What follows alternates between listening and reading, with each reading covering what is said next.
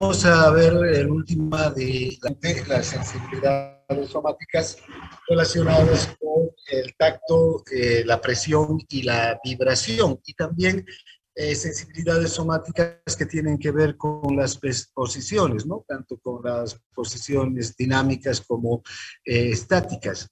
Bien, entonces ahora hablaremos del dolor y de sus características. El dolor se presenta siempre que un tejido resulta dañado, siempre que hay un daño, ya sea este daño mecánico, químico o infeccioso, puede haber un proceso inflamatorio. Siempre que un tejido, un grupo de células tenga un daño, cualquiera sea el motivo, va a desencadenar dolor. Esto hace que el individuo reaccione, la persona reaccione frente al dolor y trate de apartar el estímulo que produce el dolor. Si algo me aprieta y me duele, retiro mi cuerpo del lugar que está ah, produciendo ese dolor. Si me pincho con una aguja, retiro la mano o la parte del cuerpo que me está, donde se está produciendo el dolor, o retiro la aguja del lugar donde me está produciendo dolor. Si tengo una infección, si tengo una inflamación, trato de curar, de solucionar ese problema para evitar que siga produciendo dolor. Desde esta perspectiva, entonces, el dolor se constituye como un mecanismo de protección del organismo. El dolor ha evolucionado junto con los seres vivos.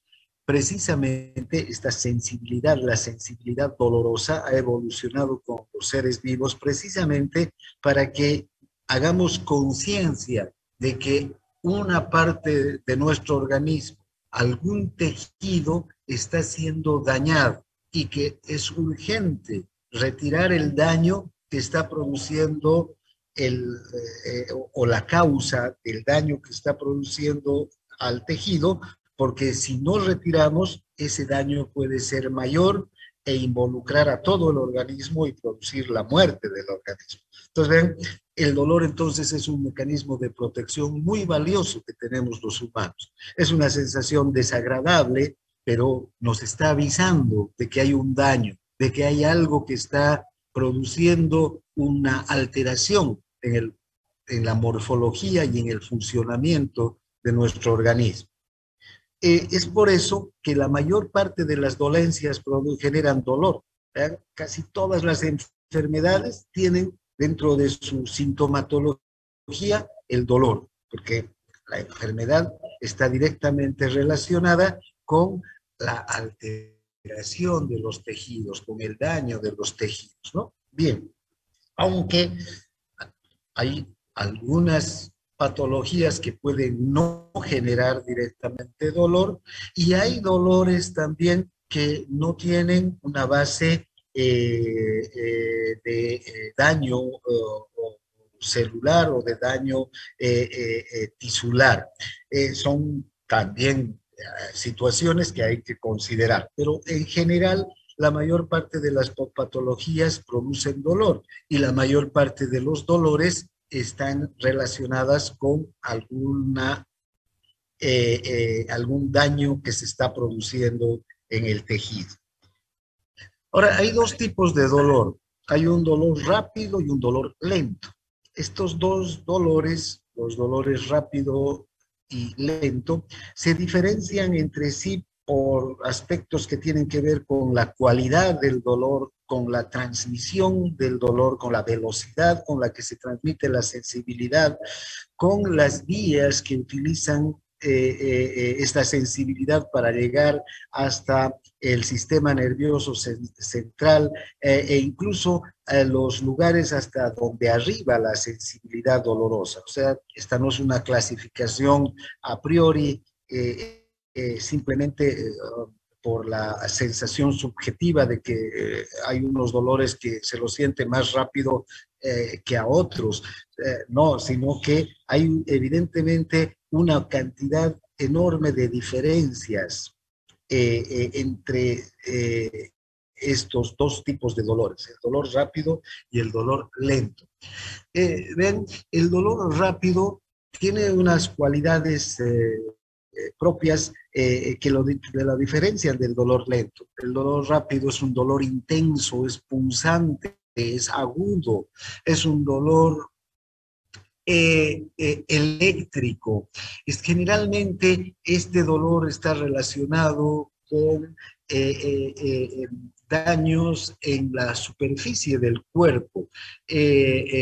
Este dolor parte desde los tejidos más superficiales, desde la piel, el tejido celular subcutáneo, y es transmitido por vías relativamente rápidas hacia el sistema nervioso central, de tal suerte que se lo siente y se lo hace, se vuelve consciente aproximadamente una décima de segundo después de que se aplique el estímulo. Esto ocurre cuando nos pinchamos, nos cortamos, recibimos una descarga eléctrica, nos quemamos. Fíjense, todos estos estímulos que producen algún daño en el tejido superficial, en la piel, en el tejido celular subcutáneo, van a desencadenar un dolor rápido. Este dolor rápido no se lo sienten los tejidos profundos del organismo. El dolor lento, en cambio, tiene también sus propias cualidades y vean, es un dolor, como se dice, lento. ¿Y por qué se dice que es un dolor lento? Porque este dolor aparece como una sensación de molestia que poco a poco, conforme van pasando los segundos y los minutos y las horas, se hace cada vez más y más intenso y puede llegar a ser un dolor insoportable. No porque al inicio sea un dolor o sea una sensación de molestia y un dolor de baja intensidad, este dolor no va a terminar siendo un dolor insoportable que puede dejar al individuo postrado en la cama sin otra actividad que concentrarse en su dolor. Entonces, ven, por eso se llama dolor lento. En cambio, el dolor rápido es un dolor intenso, se lo siente en ese mismo minuto y con la misma intensidad en el momento en el que se produce el daño del tejido. Me pincho, me quemo, me corto, ¿no? También al dolor lento, este dolor que empieza como una sensación vaga y luego se convierte en un dolor intensísimo, se lo conoce como dolor urente, porque se lo siente como que los tejidos o los órganos estuvieran quemándose. Por eso es un dolor urente, ardiente. Es un dolor sordo. Esta característica hace referencia a que el paciente que siente este dolor, en especial cuando el dolor es intenso, está postrado en la cama y solamente atiende al dolor. Es como si estuviera sordo al resto de los estímulos. Ustedes lo pueden hablar, le pueden preguntar, él apenas va a contestar. Está más que nada concentrado en el dolor que está sintiendo. Es un dolor también pulsante, porque viene, o pulsátil, porque viene como pulsos, ¿no? En forma de pulsos, es decir, sube y baja, sube y baja. Es un dolor nauseabundo, porque puede producir náuseas, esa sensación nauseosa. Hoy es un dolor crónico, porque generalmente Doctor, este disculpe, dolor... buenos días. ¿Será que me puede ¿eh? afectar? Es que mi internet está mal, por favorcito. ¿A quién Joana quieres que Lepeña. afecte? ¿A quién? Joana Joana. Lepeña. Bueno, Sí, es que estaba con el prestado de mi compañera con su teléfono porque mi internet estaba mal. bueno, ya. Voy a admitir a otros estudiantes más y con esto termino las admisiones, porque si no, no se puede trabajar. Bien, entonces es un dolor crónico porque se da en la mayor parte de las enfermedades crónicas, ¿no? El cáncer, por ejemplo, en la migraña, la meningitis, son dolores que generalmente se producen en los órganos profundos. Y como les decía, empieza pasado un segundo después de que el daño se ha producido y va creciendo con lentitud poco a poco a lo largo de segundos, minutos u horas. Este dolor suele ir asociado también de destrucción celular, aunque hay un tipo de dolor lento, el dolor neuropático, donde no se evidencia de destrucción celular. A ese dolor también, al dolor neuropático, donde no hay daño celular, se lo conoce como un dolor por desaferentización, es decir, que las neuronas de ciertas partes del sistema nervioso, de los nervios periféricos en particular, empiezan a enviar estímulos dolorosos sin que haya un daño celular manifiesto. Eh, pero este dolor lento, a diferencia del dolor rápido, también puede darse en la piel, desde luego, y también en los órganos profundos, ¿no? En los tejidos profundos. En cambio, el dolor rápido generalmente solamente se da a partir del estímulo en la piel, en los tejidos superficiales. Ahora, así como hay receptores para el tacto, hay receptores para la presión, hay receptores para la vibración, tenemos receptores para el dolor. Estos receptores para el dolor se conocen con el nombre de nociceptores. Nociceptores porque viene de noxa, y noxa quiere decir daño en el tejido. Entonces, estos nociceptores o receptores para el dolor, lo que hacen es percibir los daños que se producen en el tejido. Cuando un tejido ha sido dañado por cualquier estímulo, este tejido vierte al líquido extracelular las células de este tejido vierten al líquido extracelular una gran cantidad de sustancias que suelen estimular a estos receptores para el dolor. Estos receptores para el dolor, estos nociceptores, noxireceptores o nocireceptores o nociceptores también, son en realidad terminaciones nerviosas libres. Están distribuidas por toda la piel y por todos los tejidos profundos. Entonces, es como las raíces de un árbol que están distribuidas por todos los tejidos y desde la piel hasta los tejidos profundos. Sí, estos nociceptores no hay en los órganos, por ejemplo, en el músculo esquelético, en el músculo liso, visceral, en el hígado, en el tejido hepático, tampoco hay en el cerebro, entre las neuronas del tejido cerebral. En los órganos, estos tejidos están en las cubiertas. En el hígado está en la cápsula de Gleason, están muy repartidos estos receptores sensitivos en el corazón, en el pericardio, en los músculos, en las fascias, en los intestinos, en el estómago, están a nivel de la cubierta de estos órganos, que es el peritoneo, por eso que cuando el peritoneo se daña o es tocado solamente el peritoneo, puede desencadenar un dolor agudo, un dolor luego crónico intenso. Entonces, estos receptores para el dolor están extendidos desde la piel hacia los tejidos profundos, y en especial, como les digo, en las cubiertas, en las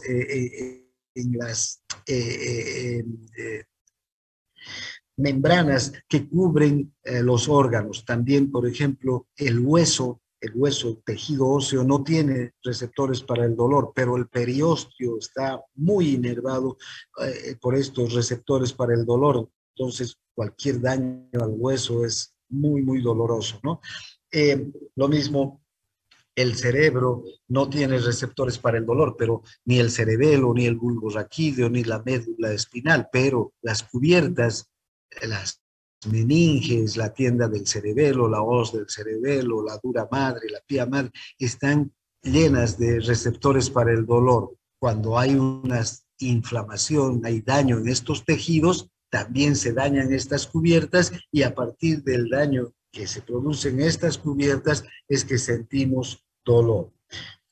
Entonces, estos receptores están dispersos por todos los tejidos profundos y también a nivel de los tejidos superficiales en la piel. Ahora, ya les decía, hay diversos estímulos que van a excitar estos receptores para el dolor. Hay estímulos dolorosos mecánicos, un traumatismo, un golpe, nos caemos y nos golpeamos, nos duele, ¿no? Nos cortamos y nos duele, nos pinchamos y nos duele. Hay estímulos dolorosos térmicos, el calor excesivo o el frío excesivo pueden producir dolor. Al principio el calor estimula receptores para la temperatura, pero cuando el calor es excesivo, ¿no? Y eso nos pasa si ponemos el dedo al fuego, ¿ven? Ya no se van a estimular receptores para la temperatura solamente, sino se van a estimular receptores para el dolor, porque ese calor excesivo ya va a dañar el tejido, va a producir un daño en el tejido, desde luego va a haber dolor, o el frío excesivo también, ¿no? Al principio, el frío lo que hace es producir la sensación de frío, hasta que el frío es tan intenso, en la temperatura tan baja, que empieza a dañar los tejidos del organismo y empezamos a sentir dolor. Si no, lo que pueden hacer es un experimento sencillo, agarren durante un rato un hielo y van a ver que al principio sienten el frío del hielo, pero después empiezan a sentir ya dolor. Bien, entonces los estímulos dolorosos también pueden ser estímulos térmicos, ¿no? Y hay estímulos dolorosos químicos. Durante cualquier infección, cualquier inflamación de los tejidos, nuestras células suelen verter hacia el líquido extracelular, hacia el tejido intersticial, una gran cantidad de sustancias, ¿no?, que participan del proceso inflamatorio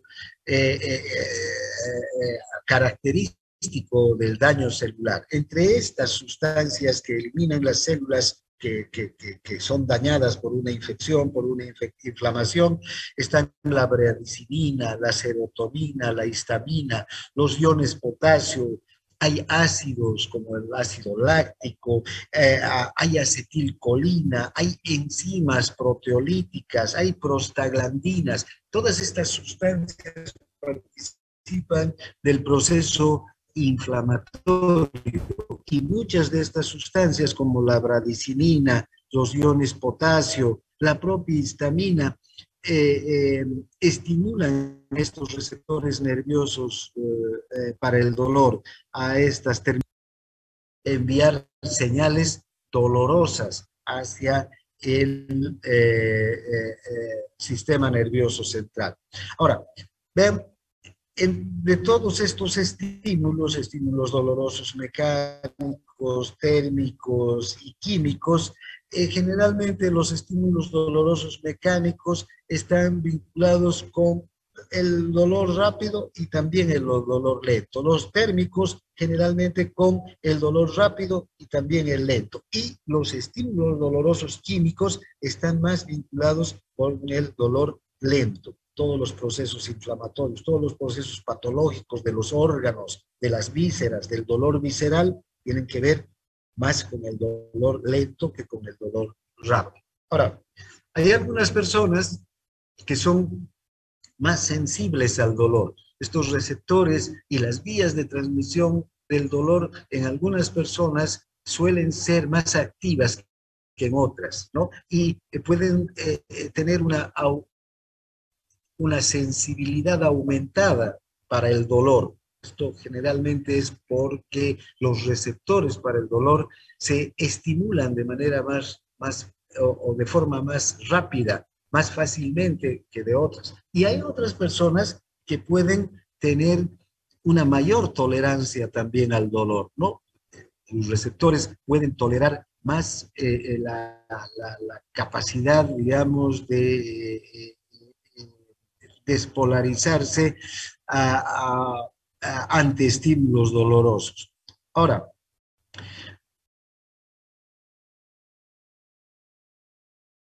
el dolor lento, como hemos visto, se caracteriza porque si el estímulo doloroso permanece,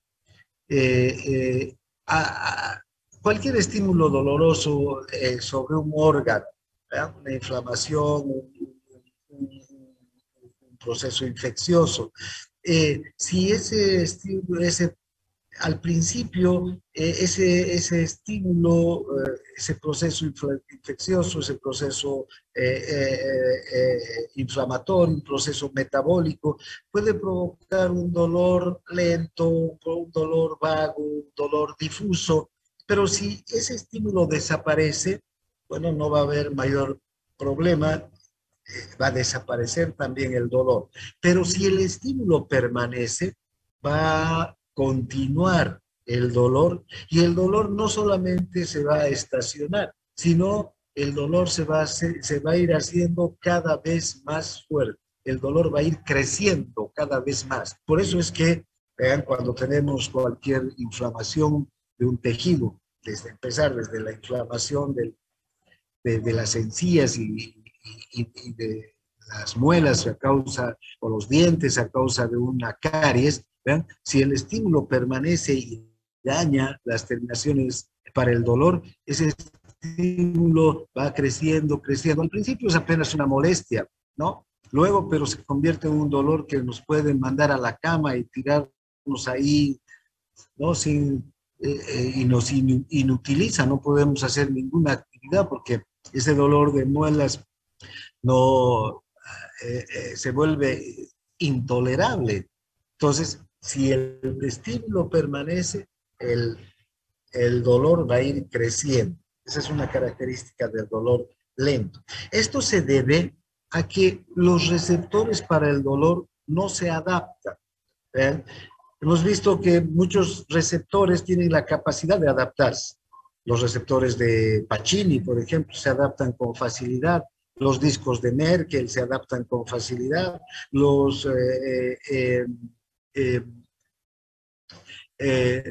corpúsculos de Ruffini también se adaptan, o el órgano terminal del pelo. Los receptores para los sabores en la lengua, eso lo van a ver en las prácticas, se adaptan también con facilidad, suelen adaptarse rápidamente. Entonces, los receptores para el olor también se adaptan, pero los receptores para el dolor no se adaptan. Y si está presente el estímulo, el dolor se mantiene, y es más, puede crecer y crecer y crecer cada vez más. ¿Por qué? Porque necesariamente tenemos que retirar el estímulo para que estos receptores dejen de ser estimulados, dejen de ser activados. Estos son receptores de adaptación lenta, receptores tónicos. Bien, ahora vean que el estímulo doloroso está directamente relacionado con la velocidad de la lesión tisular, ¿no? La intensidad del dolor se mantiene fiel con relación a la velocidad de la lesión tisular.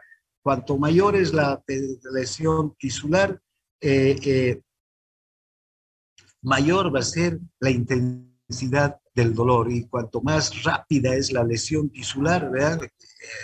Y la lesión avance cada vez más con mayor rapidez, mayor también va a ser la intensidad del dolor.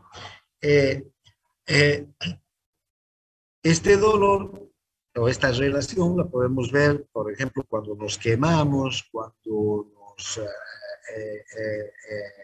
hay una infección bacteriana. Si la infección bacteriana es pequeña y recién empieza, el dolor que sentimos es de poca intensidad, pero conforme van pasando las horas, esa lesión y esa infección bacteriana crece, crece, crece. A la velocidad que crece la infección, también crece la intensidad del dolor, ¿no? Y cada vez es más intenso el dolor.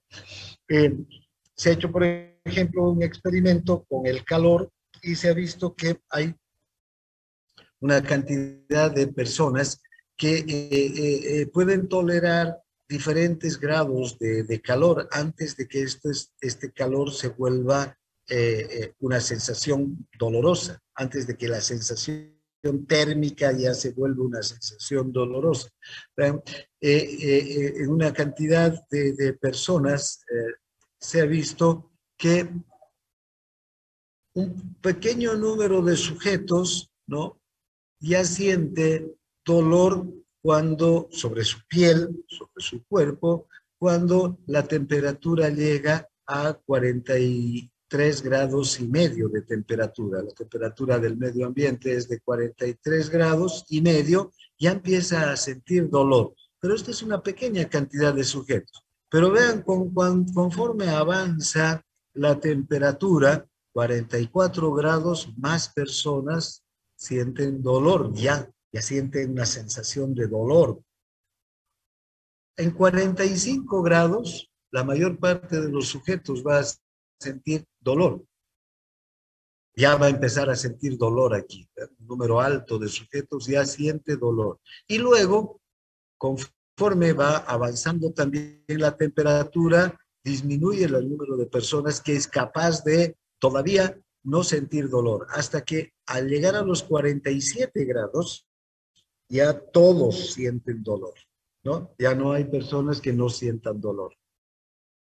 Entonces, cuando la piel se calienta, por encima de los 45 grados, la mayor parte de las personas ya sienten dolor. Muy raros son los que van a todavía tolerar una temperatura de 47 grados sin sentir dolor. Pero por encima de 47, absolutamente todas las personas sienten dolor, a no ser que haya alguna alteración en las vías de conducción del dolor, ¿no? En el sistema de conducción del dolor. Bien, ahora, hay diferentes estímulos que van a participar para la transmisión del dolor. Hay estímulos dolorosos químicos, estos se producen durante las lesiones tisulares, ¿no? Ya les decía hace un momento, un corte, un golpe, una infección, producen daño en las células. Estas células dañadas lo que hacen, ¿qué sucede con una célula dañada? Desde luego la célula muere, se rompe su membrana celular y a través de esta membrana celular rota, las células vierten hacia el líquido extracelular, hacia el medio interno, una gran cantidad de sustancias. Estas sustancias generalmente participan en los procesos inflamatorios. Cuando hablemos a sangre y hablemos de la inflamación, vamos a ver cómo estas sustancias proinflamatorias que se encuentran en el tejido dañado empiezan a desencadenar cambios espectaculares en el tejido. Esos cambios conducen a lo que conocemos como un estado de inflamación. El tejido se enrojece, el tejido se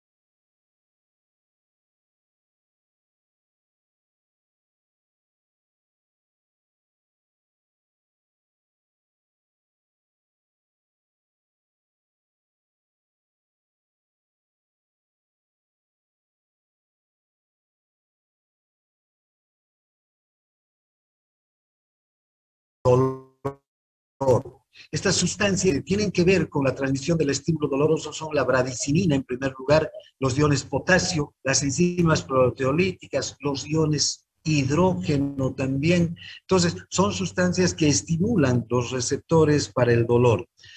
También la isquemia puede causar dolor y vean cuando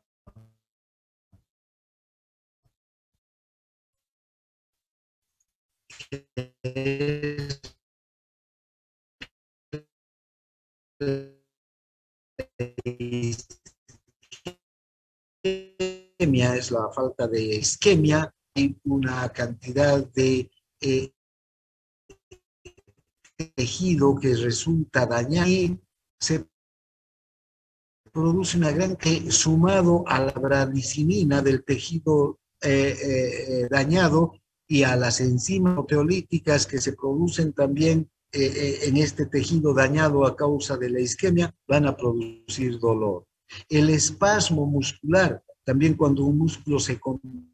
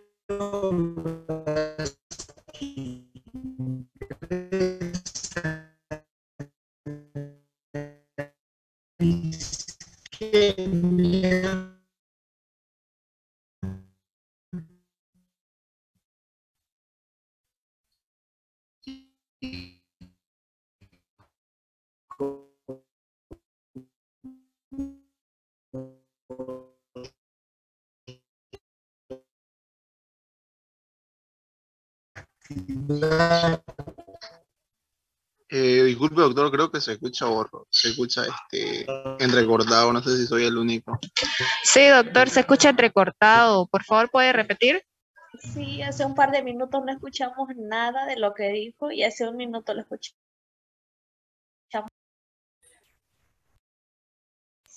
Se escucha borroso. Y no le hablen tan fuerte al doctor que por ahí hacen que se enoje. Digo nomás.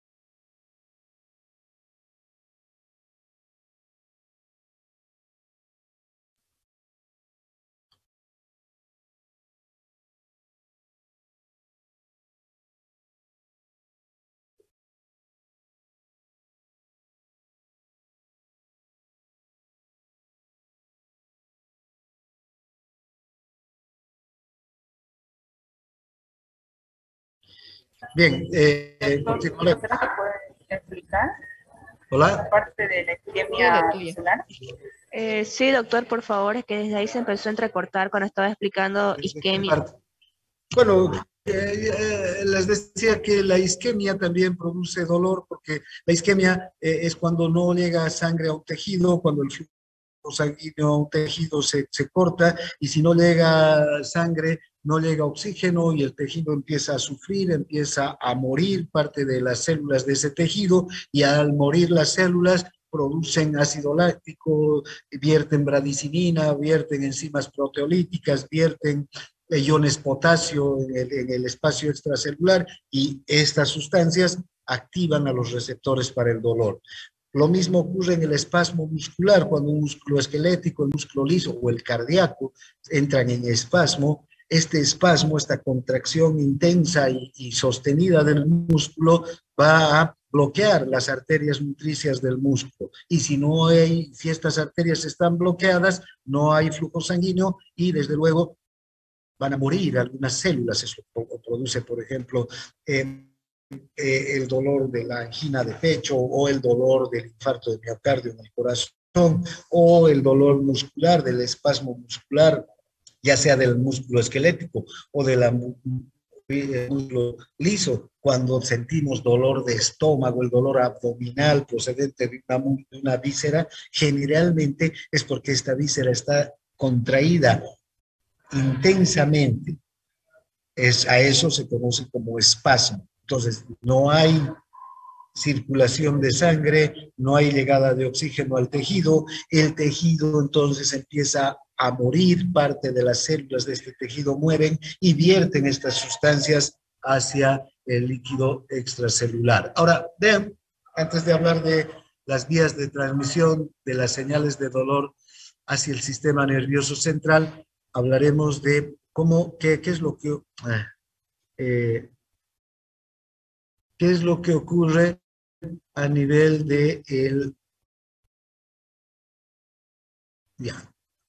a nivel de la terminación nerviosa? Si esta es una terminación nerviosa libre, ¿ya?, que son como ramificaciones, las terminaciones nerviosas libres,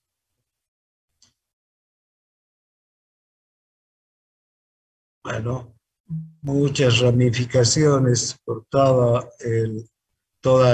por todo el organismo, pero finalmente estas ramificaciones están conectados con un nervio sensitivo que va a ir hasta el asta posterior de la médula. Estas terminaciones nerviosas libres tienen receptores aquí, receptores, diferentes tipos de receptores, como cualquier otra fibra nerviosa o como cualquier otro receptor sensitivo. Estos receptores pueden activarse, algunos con la bradicinina. La bradicinina se une a estos receptores y ¿qué va a producir la bradicinina? La apertura de canales ¿de qué? De sodio. Se abren canales de sodio, entonces aquí se despolariza entre el sodio al interior del receptor de la terminación nerviosa libre y despolariza estas terminaciones nerviosas libres. Se produce el potencial de receptor. Luego este potencial de receptor es transmitido a la fibra nerviosa ya como potencial de acción. Y vean, este potencial de acción, entonces, que nace en el receptor para el dolor, debido a que la bradicinina o los iones de potasio o el ácido láctico abren canales de sodio, este potencial de receptor llega hasta el asta posterior de la médula. Estos nervios van a ir hasta el asta posterior de la médula y ahí van a hacer una sinapsis con las neuronas del asta posterior. Y estas neuronas del asta posterior que recogen la sensibilidad de estos nervios que llevan la sensibilidad dolorosa, van a terminar en el fascículo espinotalámico, es decir, en la vía anterolateral de la cual hemos hablado ayer. Bien, ahora, esto es importante que tomen en cuenta porque, vean, aquí se van a diferenciar también el dolor rápido y el dolor lento. De acuerdo a las vías que toman estos dos tipos de dolor. Entonces, las terminaciones sensitivas que transmiten el dolor lento, primero, los receptores sensitivos que transmiten el dolor lento van a transmitir sus señales por un grupo de nervios periféricos. Generalmente estos nervios periféricos son fibras amielínicas tipo C. En cambio, las que transmiten el dolor rápido lo van a hacer por fibras mielínicas, pero de las mielínicas más delgadas, las mielínicas A delta. Y recuerdan, las mielínicas son más rápidas que las amielínicas. Aunque las mielínicas A delta son las más lentas de todas las mielínicas, igual son más rápidas que las amielínicas, ¿no? Que las fibras tipo C. Entonces, los receptores para el dolor lento van a transmitir a través de un tipo de fibras nerviosas tipo C. Y para el dolor rápido van a transmitir a través de otras fibras nerviosas, las A delta. Si ustedes ven este corte de la médula, podemos ver entonces que hasta el asta posterior están llegando fibras C y fibras A delta. Por estas fibras C está llegando el dolor lento y por estas fibras A delta el dolor rápido.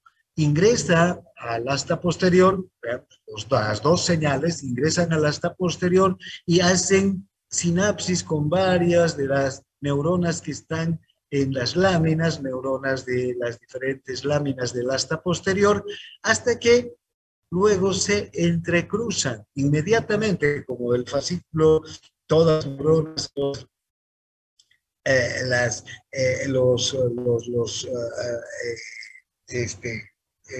axones de estas neuronas del asta posterior que van a ir a ubicarse en el fascículo espinotalámico.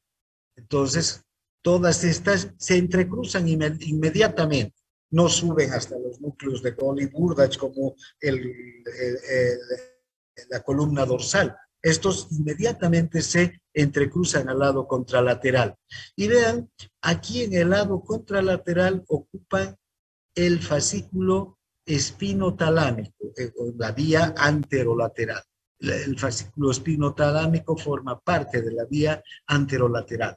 Si ustedes observan, las fibras C llegan y ocupan el fascículo anterolateral, pero suben por un fascículo independiente de las fibras que llevan el dolor rápido, las que vienen de las fibras A delta. Las que llevan del fascículo A delta son estas. Esta es la vía para el dolor lento y esta es la vía para el dolor rápido. Esta vía para el dolor rápido se conoce con el nombre de fascículo neoespinotalámico.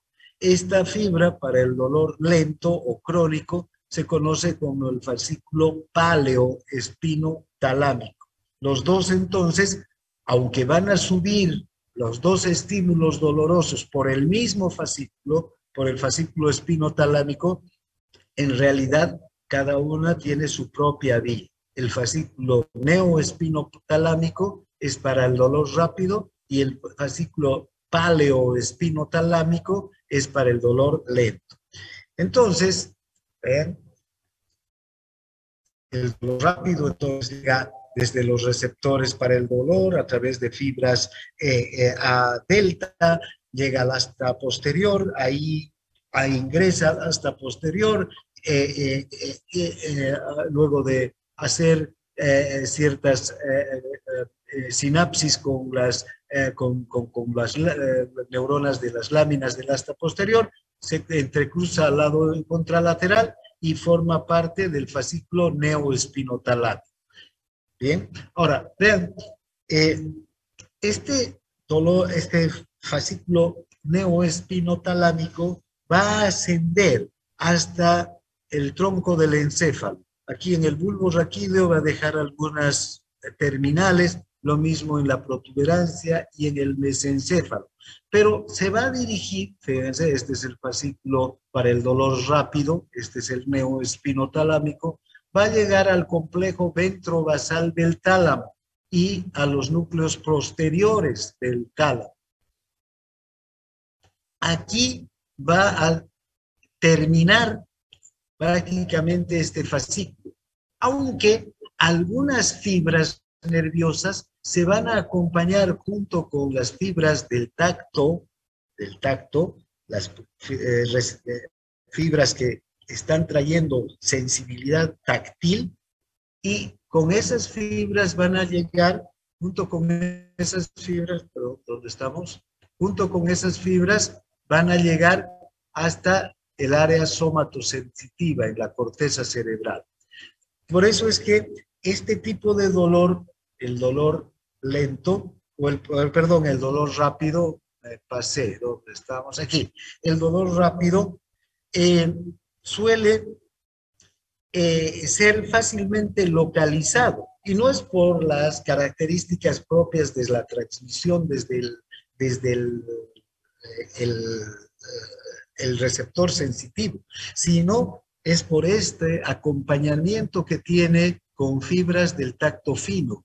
Entonces llegan hasta la corteza cerebral, a los mismos lugares donde llegan las fibras del tacto fino. Entonces podemos con alguna facilidad localizar de dónde parte el dolor rápido, ese que parte de la superficie del cuerpo, ¿no? Bien, ahora puede llegar hasta la corteza somatosensitiva. Ahora, una cosa también que hay que tener en cuenta, bueno, es esta capacidad del sistema nervioso para localizar el dolor rápido. Podemos localizar desde el punto donde ha partido el dolor. Si me he pinchado el dedo, si se me pinché en el cuello, o en la pierna, o en el pie. Puedo ir al lugar exacto donde ha partido el dolor gracias a ese acompañamiento de las fibras del dolor desde el tálamo hacia la corteza cerebral, ese acompañamiento de las fibras del dolor con fibras del tacto fino. Ahora, otra cosa interesante e importante que hay que entender es que el tacto o el dolor lento y el dolor rápido tienen diferentes neurotransmisores. ¿Vean? El neurotransmisor que va a transmitir el dolor aquí de la fibra aquí, de la fibra A delta a las neuronas del asta posterior, el neurotransmisor que se libera es el glutamato. Es un neurotransmisor, es una molécula de acción rápida, ¿no? Es una molécula simple, ¿no? El glutamato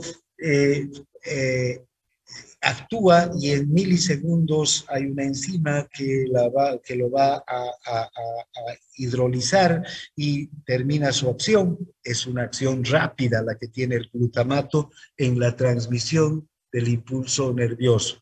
Es entonces de los neurotransmisores de molécula simple y de acción rápida. ¿Vean?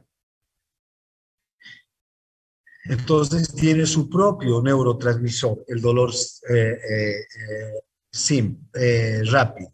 Ahora, el dolor lento, entonces, va a venir también por otra vía, desde los receptores, por las vías C, amielínicas, llega hasta varias de los núcleos o de las láminas del asta posterior, también entrecruza al lado contralateral y aquí se ubica en el fascículo paleoespinotalámico, ¿no? Estas son, recuerden, las fibras C son fibras lentas, son las más lentas de todo el sistema nervioso, porque son fibras amielínicas. Y este dolor entonces viaja más lentamente que el dolor rápido. Por eso también se llaman dolores rápido y lento, no solo porque los sentimos en el tiempo más rápidamente, sino porque evidentemente viajan por fibras que transmiten con mayor velocidad, ¿no? Ahora, estas fibras C entonces terminan en las láminas 2 y 3 del asta posterior o asta dorsal y atraviesan la comisura gris anterior, llegan al lado contralateral, se ubican en el fascículo paleoespinotalámico y desde ahí ascienden también, vean, hasta llegar al tronco del encéfalo. Llegan al bulbo raquídeo. Hay terminales en el bulbo raquídeo, en la protuberancia, en el mesencéfalo, pero vean, no se dirige al complejo ventrovasal o a los grupos posteriores del tálamo, sino se dirige hacia los núcleos intralaminares del tálamo, a otra zona. Aquí estos núcleos intralaminales están además en contacto o están en una zona que es la zona gris periacueductal que rodea el acueducto de Silvio. Por eso se llama periacueductal. El acueducto de Silvio, ustedes saben, conecta el tercer con el cuarto ventrículo. Entonces, esa zona de neuronas grises, o sea, esa zona de sustancia gris de neuronas que está rodeando el acueducto de Silvio, es donde va a recibir a estos fascículos que llevan la sensibilidad dolorosa lenta. Este dolor lento no avanza hacia la corteza, se queda en la zona gris perioacueductal. Estas son regiones importantes que tiene nuestro organismo para recibir esta sensación dolorosa que procede de los órganos y que nos están indicando el sufrimiento, el daño que se están produciendo en los órganos. Bien, ahora, por esta razón, porque no llega a la corteza somatosensitiva, no va con fibras táctiles del tacto fino, ni nada por el estilo, como el dolor rápido, vean, el dolor lento se queda aquí en el tálamo y en la zona gris periacueductal. Desde los núcleos intralaminares del tálamo llegan estos estímulos hacia la zona gris periacueductal. Entonces es un dolor difuso, es un dolor poco localizado. Si nos duele, por ejemplo, el apéndice, el dolor de la apendicitis, vamos a sentir un dolor en todo el abdomen, un dolor tipo cólico, que el paciente incluso tiene dificultad para localizar. El propio médico no puede localizar el dolor. ¿Qué es lo que hacemos? Tenemos que hacer maniobras, tenemos que tocar, tenemos que ver, mover al paciente de una parte a otra para ver de dónde esté saliendo el dolor, para diferenciar entre un dolor de la vesícula, un dolor del colon, un dolor del intestino delgado, un dolor del apéndice. No es fácil diferenciar. El paciente siente que le duele el abdomen. Ahí hay que preguntar, hay que tocar, hay que explorar para poder identificar bien de dónde está viniendo el dolor. O duele el brazo, o duele una pierna entera. Entonces, son zonas extensas del cuerpo desde donde se puede ubicar el dolor, ¿no? Y esto se debe precisamente a que por una parte, la transmisión por la vía paleoespinotalámica es mala, ¿no?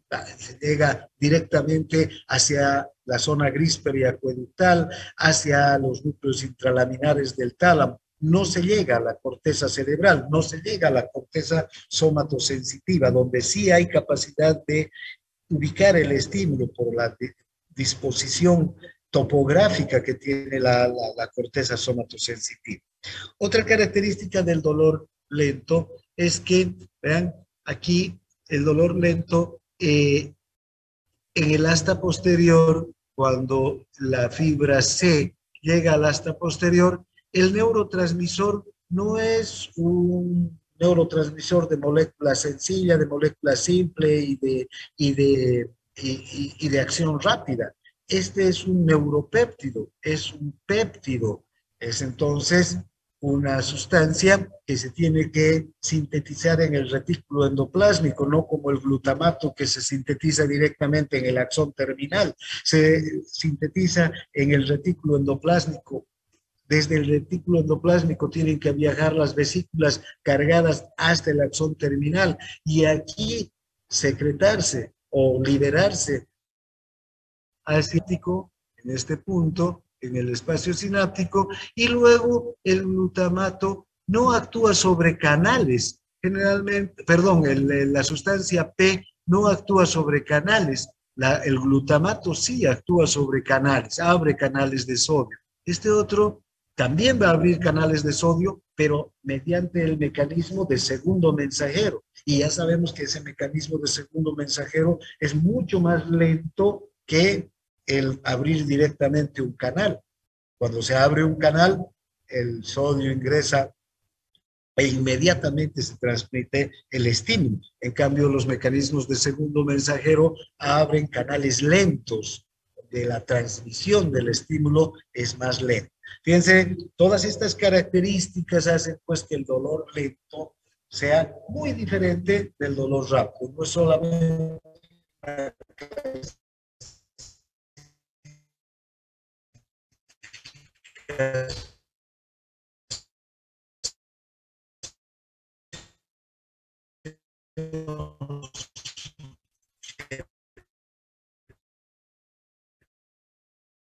activa,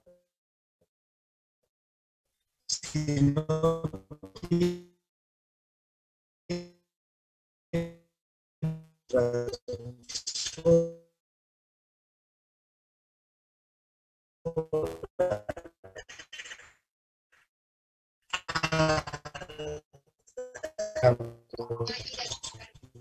Doctor, disculpe que le interrumpa, pero se escucha entrecortado.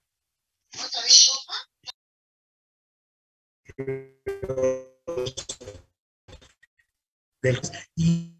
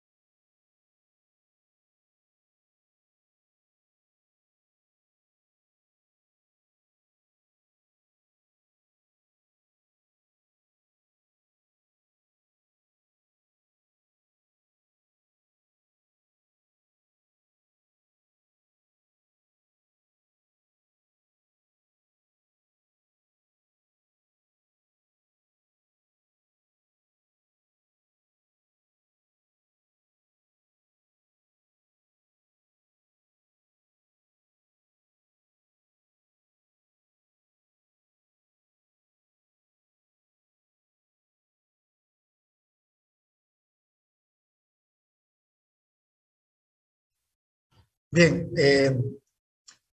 continuaremos. Entonces, vean las diferencias entonces entre el dolor lento y el dolor rápido son muy, muy marcadas y por eso es que cuando sentimos uno u otro tipo de dolor, estos dolores son muy diferentes entre sí. Bien, entonces esas son las características del dolor. Ahora, nosotros disponemos, y todos los animales en realidad disponemos de un sistema de supresión del dolor que está entre el encéfalo y la médula espinal. Este es un sistema que ha permitido que estos estímulos dolorosos que se producen por el daño del tejido los sintamos en menor intensidad, porque si tal como se produce un daño en el tejido, cualquiera sea el origen del daño físico, mecánico, químico, la respuesta, el dolor sería tan intenso, o sea, mucho más del que sentimos, muchísimo, muchísimo más del que sentimos, y la respuesta del organismo sería prácticamente inapropiada, exagerada, que podría causar, la respuesta motora que damos, podría causar más daño del que produce el estímulo doloroso, ¿no? Que si yo me pincho el dedo, retiro mi mano con rapidez, pero ese dolor sería tan intenso que me obligaría a retirar el brazo con tal fuerza y con tal desproporción al daño que estamos sufriendo, que podría causarme más daño yo mismo. Entonces, este mecanismo ha ido evolucionando para que el sistema nervioso pueda controlar la respuesta al dolor, ¿verdad? Y sea mucho más moderada la respuesta al dolor, y esto es gracias a un mecanismo, un sistema que tenemos de supresión del dolor. Es interesante, ya hemos visto que el dolor llega hasta el asta posterior de la médula y desde el asta posterior sube ya sea por el fascículo paleoespinotalámico o por el neoespinotalámico y va a llegar hasta el tálamo. Desde el tálamo va a llegar hacia la corteza o también se dirige desde los núcleos del RAFE, en realidad desde los núcleos intralaminares y del complejo ventrovasal, se va a conectar con esta área, con la sustancia gris periacueductal. Aquí en la sustancia gris periacueductal hay las neuronas que reciben el dolor y lo convierten en una sensación dolorosa. Ahora, ven, esta sensación dolorosa, ¿no?, va a luego volver y va a volver un estímulo desde... ¿Que le puedo acercar a mi compañera Giselle, que Baltasar? Por favor, Ya. es un Este estímulo doloroso va a volver desde las neuronas de la sustancia gris periacueductal. Este es el acueducto de Silvio, esta es la sustancia gris periacueductal. Fíjense, va a volver de unas neuronas que parten de aquí y que llegan a los núcleos del RAFE. En los núcleos del RAFE hacen sinapsis con otras neuronas que descienden por la médula espinal y que llegan hasta el asta posterior de la médula. Y en el asta posterior de la médula, estas neuronas se conectan con otras neuronas, unas interneuronas que son capaces de secretar un neurotransmisor, la encefalina, y este neurotransmisor es un opioide, hace lo mismo que la morfina, es decir, interfiere con la transmisión del dolor en el asta posterior. Entonces, vean, llega el dolor hasta la sustancia gris periacueductal.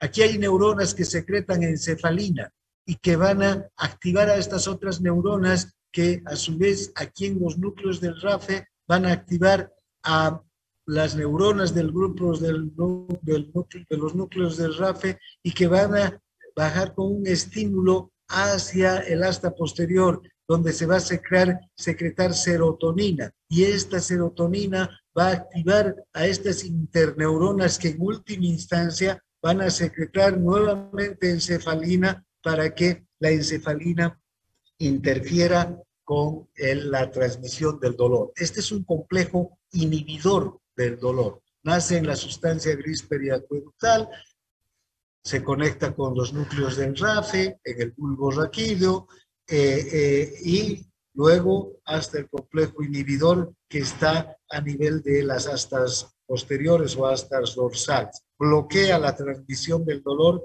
antes de que el dolor ingrese. Y estos dos neurotransmisores están involucrados en este complejo inhibidor, la encefalina y la serotonina. La encefalina es secretada allá arriba a nivel de los núcleos periventriculares de la sustancia periacueductal y va a inhibir esta encefalina va a estimular la secreción de serotonina por las neuronas de los núcleos del RAFE y a su vez esta serotonina va a estimular nuevamente la secreción de encefalina, pero esta encefalina nueva esta vez va a ser secretada a nivel de las astas posteriores. Y esta encefalina de las astas posteriores es la que inhibe la transmisión pre- y postsináptica de la transmisión del dolor desde las fibras C y de las fibras A delta hacia las neuronas del asta posterior. Entonces, las señales inhibidoras van a llegar desde la médula hasta estas neuronas que van a propiciar la inhibición del dolor. Ahora, nuestro organismo tiene un sistema de opioides cerebrales, opioides que están en realidad distribuidos por todo el organismo, que son sustancias que inhiben el dolor. Opioides se llaman porque hacen lo mismo que el opio o que la morfina, de ahí viene su nombre porque primero se conoció el opio desde la antigüedad, que se utilizaba ya para calmar el dolor, y después los científicos buscaron una sustancia parecida al opio que produzca inhibición del dolor en nuestro organismo, dado que el opio, siendo una sustancia extraña, producía inhibición del dolor, produce analgesia. Esto quería decir que en nuestro organismo tendría que haber alguna sustancia que, actuando sobre ciertos receptores, haga exactamente lo mismo que el opio. Es decir, el opio haga lo mismo que estas sustancias que tenemos en el organismo. Por eso se llaman opioides endógenos, que producen nuestro propio organismo.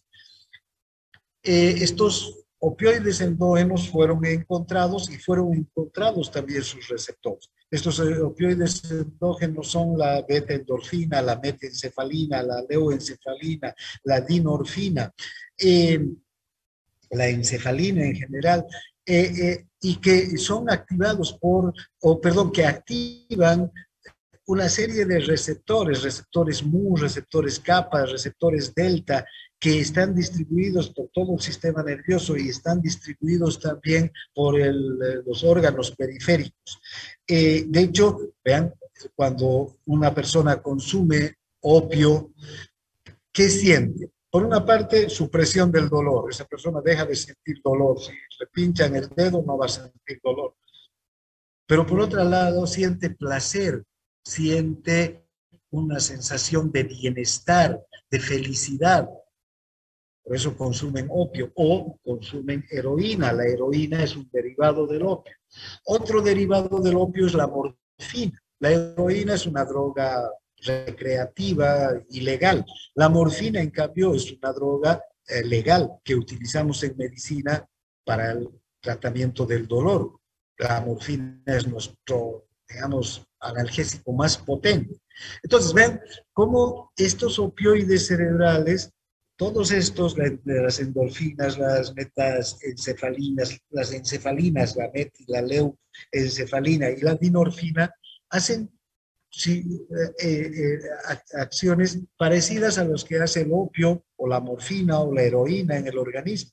También nos producen cuando estamos felices, cuando tenemos sensaciones de bienestar, porque tenemos una buena nota o porque, no sé, estamos felices por alguna situación, nuestro organismo, nuestras neuronas secretan estos neurotransmisores, endorfinas, dinorfinas, encefalinas, que nos producen esas sensaciones de bienestar, de felicidad.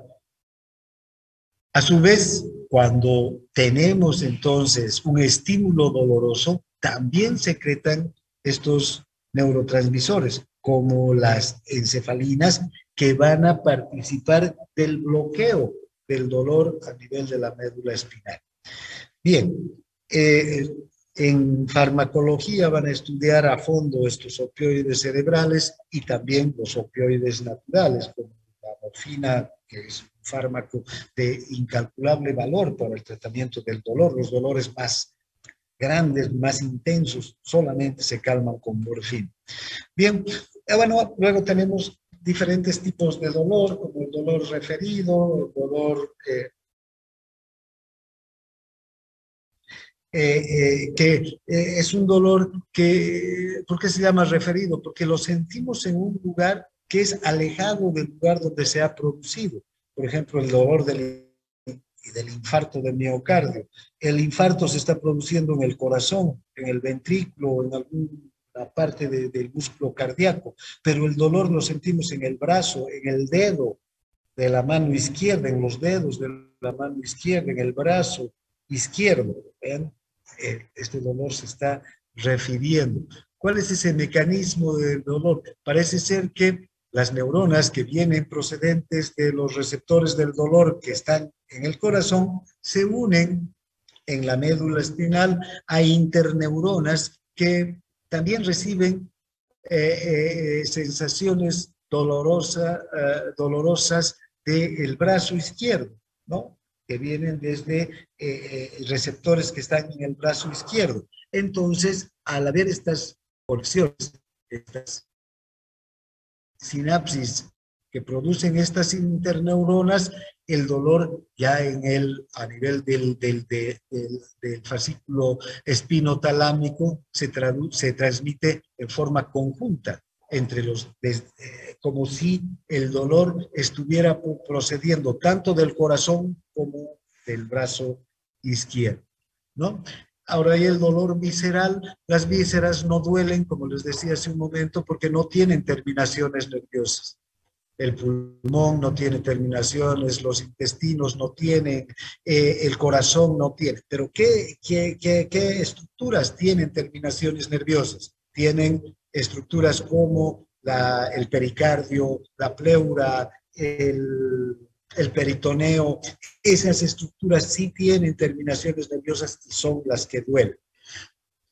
Luego hay diversas alteraciones clínicas que producen dolores intensos, la hiperalgesia, esa sensibilidad al dolor, el herpes zóster suele producir un dolor desagradable en el trayecto de los nervios raquídeos. Hay la neuralgia del trigémino o del glosofaringeo, que es un dolor intenso y realmente postrante. Es uno de los dolores más intensos que puede soportar un humano. Felizmente ahora ya tiene algunos tipos de tratamiento. Después también tenemos que cuando hay una sección incompleta de la médula, podemos sentir dolor de una parte del cuerpo y no de otra parte del cuerpo, porque se cortan las transmisiones del dolor. Si se corta la mitad derecha de la médula, vamos a sentir dolor procedente solamente de nuestra mitad derecha del cuerpo, que ya sabemos que al ingresar al cuerpo, las terminaciones o el estímulo doloroso cambia, ¿no? De la hemimédula derecha se va a la hemimédula izquierda. Bien, finalmente hay las cefaleas, ¿ya? Que son diferentes, hay cefaleas de origen intracraneal. ¿Qué es la cefalea? Es un dolor, es el dolor de cabeza, cefálico, dolor de cabeza. Hay cefaleas de origen intracraneal y cefaleas de origen extracraneal. Generalmente las de origen intracraneal tienen que ver con lesiones que afectan a las cubiertas del cerebro, a la dura madre, a la pía madre, a la tienda del cerebelo, etc. Estas tienen grandes cantidades de terminaciones nerviosas libres que transmiten dolor, ¿no? La meningitis, por ejemplo, es un dolor muy, muy intenso. En cambio, hay cefaleas de origen extracraneal también, como cuando hay espasmo en los músculos posteriores de la cabeza, o cuando hay irritación de los senos paranasales, cuando la sinusitis, o cuando hay trastornos oculares, dificultades de la visión, hay un esfuerzo muy grande para ver, para leer, para ver a lejos. Entonces eso también suele traer como consecuencia dolor de cabeza, pero no, el origen no es como en el caso de la meningitis, vean, o de los trayectos de los nervios, que son cefaleas intracraneales. Aquí son cefaleas causadas por estructuras que están fuera del cráneo, pero que producen un dolor de cabeza. Finalmente está la sensibilidad térmica. A esta sensibilidad térmica se refiere a que sentimos fríos intensos, fríos helados, hasta calores ardientes, diferentes grados de temperatura. Vean, podemos ir del frío más helado al frío, a la temperatura fresca, indiferente, a la temperatura templada o cálida o ardiente. Y nuestro cuerpo es capaz de recibir este tipo de cambios de temperatura.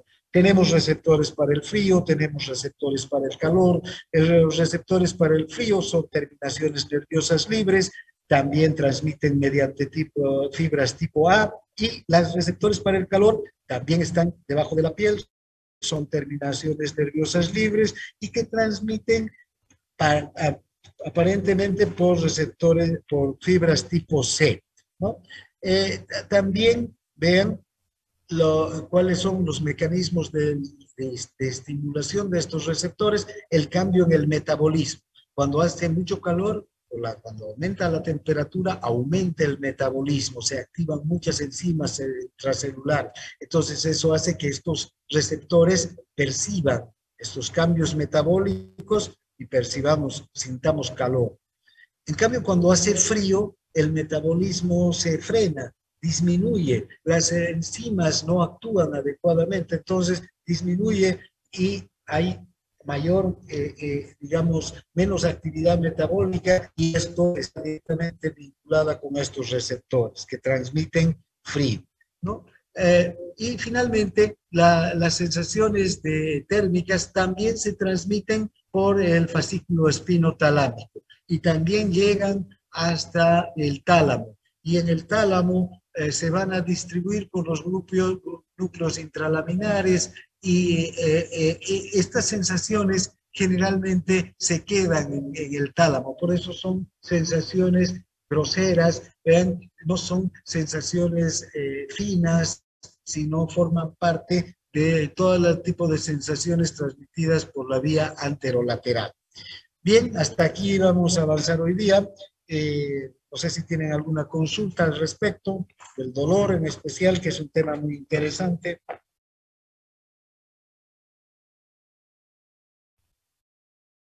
Si no hay, quedamos aquí. Nos vemos la próxima clase. Mañana vamos a empezar con el sistema motor. Vamos a ver el primer tema del sistema nervioso motor. Gracias por su participación y que tengan un buen día. Hasta luego, doctor.